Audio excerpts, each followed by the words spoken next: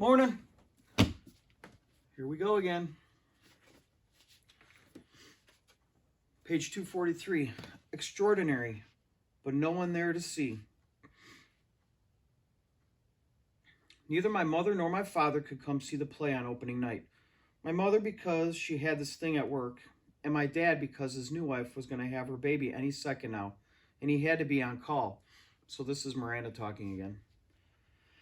Zach couldn't come to opening night either. He had a volleyball game against Collegiate he couldn't miss. In fact, he wanted me to miss the opening night so I could come cheer him on. My friends all went to the game, of course, because all their boyfriends were playing. Even Ella didn't come. Given a choice, she chose the crowd. So on opening night, no one that was remotely close to me was even there. And the thing is, I realized in my third or fourth rehearsal that I was good at this acting thing. I felt the part. I understood the words I spoke. I could read the lines as if they were coming from my brain and my heart. And on opening night, I can honestly say I knew I was going to be more than good. I was going to be great. I was going to be extraordinary. But there would be no one there to see me. We were all backstage, nervously running through our lines in our heads. I peeked through the curtain at the people taking their seats in the auditorium. That's when I saw Augie walking down the aisle with Isabel and Nate. They took 3 seats in the 5th row near the middle. Augie was wearing a bow tie, looking around excitedly. He'd grown up a bit since I'd last seen him, almost a year ago. His hair was shorter and he was wearing some kind of hearing aid now. His face hadn't changed a bit. Davenport was running through some last-minute changes with the set decorator. I saw Justin pacing off stage left, mumbling his lines nervously. "Mr. Davenport," I said, surprising myself as I spoke. "I'm sorry, but I can't go on tonight." Davenport turned around slowly. "What?" he said. "I'm sorry. Are you kidding?" I muttered, looking down. "I don't feel well. I'm sorry. I feel like I'm going to throw up." This was a lie. "It's just last-minute jitters." "No, I can't do it. I'm telling you." Davenport looked furious. "Miranda, this is outrageous." "I'm sorry." Davenport took a deep breath like he was trying to restrain himself. To be truthful, I thought he looked like he was going to explode. His forehead turned bright pink.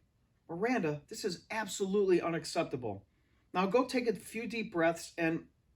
"I'm not going on," I said loudly, and the tears came to my eyes fairly easily.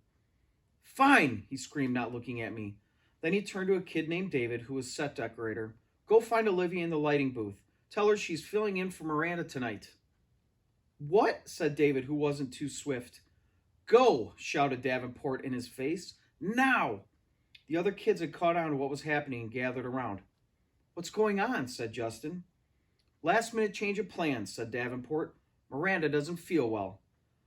"I feel sick," I said, trying to sound sick. "So why are you still here?" Davenport said to me angrily. "Stop talking, take off your costume, and give it to Olivia, okay? Come on, everybody, let's go. Go, go!" I ran backstage to the dressing room as quickly as I could and started peeling off my costume. 2 seconds later, there was a knock, and Via half opened the door. "What is going on?" she said. "Hurry up, put it on," I answered, handing her the dress. "You're sick?" "Yeah, hurry up." Via, looking stunned, took off her t-shirt and jeans and pulled a long dress over her head. I pulled it down for her and then zipped up the back. Luckily, Emily Webb didn't go on until 10 minutes into the play, so the girl handling hair and makeup had time to put Via's hair up in a twist and do a quick makeup job.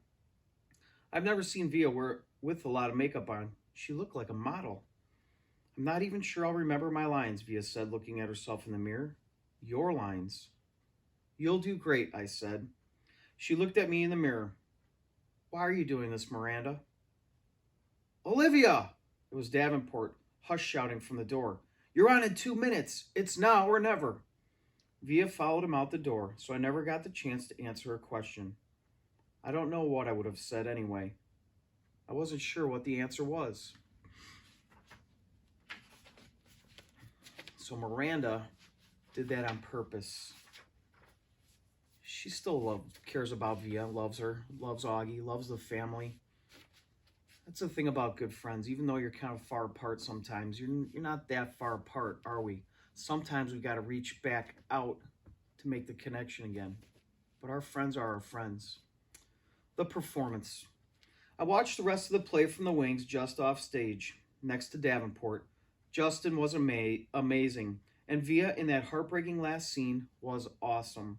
There was one line she flubbed a bit, but Justin covered for her, and no one in the audience even noticed. I have, um, I heard Davenport muttering under his breath, "Good, good, good." He was more nervous than all the students put together. The actors, the set directors, the lighting teams, the guy handling the curtains. Davenport was a wreck, frankly. The only time I felt any regret, if you could even call it that, was at the end of the play when everyone went out for their curtain calls. Via and Justin were the last of the actors walking out on stage, and the audience rose to their feet when they took their bows. That, I admit, was a little bittersweet for me. But just a few minutes later, I saw Nate and Isabel and Augie make their way backstage, and they all seemed so happy. Everyone was congratulating the actors, patting them on the back. It was that crazy backstage theater mayhem where sweaty actors stand euphoric while people come worship them for a few seconds. In that crush of people, I noticed Augie looking kind of lost. I cut through the crowd as fast as I could and came up behind him. "Hey," I said, "Major Tom." After the show. I can't say why I was so happy to see August again after so long, or how good it felt when he hugged me. "I can't believe how big you've gotten," I said to him. "I thought you were going to be in the play," he said. "I wasn't up to it," I said, "but Via was great, don't you think?" He nodded. 2 seconds later, Isabel found us. "Miranda," she said happily, giving me a kiss on the cheek, and then to August, "Don't ever disappear like that again." "You're the one who disappeared," Augie answered back. "How are you feeling?" Isabel asked me. "Via told us you got sick." "Much better," I answered. "Is your mom here?" said Isabel. "No, she had work stuff, so it's actually not a big deal for me," I said truthfully. "We have 2 more shows anyway, though I don't think I'll be as good as an Emily as Via was tonight." Nate came over, and we had basically the same exact conversation. And then Isabel said, "Look, we're going to have a late night dinner to celebrate the show. Are you feeling up to joining us? We'd love to have you." "Oh, no," I started to say. "Please," said Augie. "I should go home," I said. "We insist," said Nate. Remember who Nate and Isabel is? That's Augie's parents. So Augie's family is over here talking to Miranda, and they're saying, "Hey, come to dinner with us." She's like, "I don't know." And they're like, "You have to." By now, Via and Justin had come over with Justin's mom, and Via put her arm around me. "You're definitely coming," she said, smiling her old smile at me.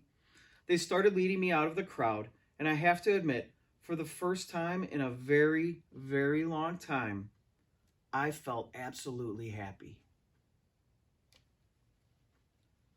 So Via and Miranda have reconnected, and now they're going out to dinner to celebrate. And that's the end of Miranda's chapter. Now we come into part 8, which is August. So looks like his is the last part. So that's all for the moment, but I'll be right back.